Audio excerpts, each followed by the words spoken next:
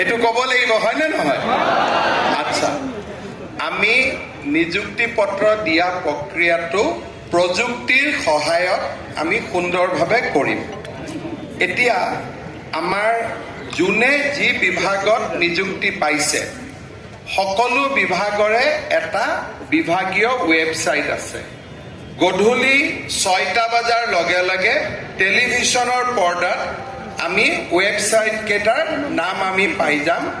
আৰু আপোনালোকে ৱেবছাইটত লগইন কৰাৰ লগে লগে নিজৰ এপইণ্টমেণ্ট লেটাৰ নমাই ল'ব পাৰিব ঘৰত বহি বহি ধুনীয়াকৈ নমাই ল'ব পাৰিব আৰু যিসকলে টেলিভিছনত দেখা নাপাব অহাকালি ৰাতিপুৱা পেপাৰত খুব ধুনীয়া কৰি ডিপাৰ্টমেণ্টৰ নাম ৱেবছাইটৰ নাম থাকিব লগত এগৰাকী অফিচাৰৰ নাম থাকিব তেওঁৰ এড্ৰেছ থাকিব কোনোবাই যদি ৱেবছাইটৰ পৰা নমাব নোৱাৰে সেই অফিচাৰজনক লগ কৰিলে তেওঁ আপোনালোকক এপইণ্টমেণ্ট লেটাৰখন দিয়াৰ ব্যৱস্থা কৰিব বুজি পালে গোটেইখিনি গতিকে এতিয়া আপোনালোক 6টা বজাৰ পৰা আপোনালোক ধুনীয়াকৈ টেলিভিছন চাব ৱেবছাইটৰ নাম পাব আপোনালোকে ডাউনলোড কৰি ল'ব হ'ব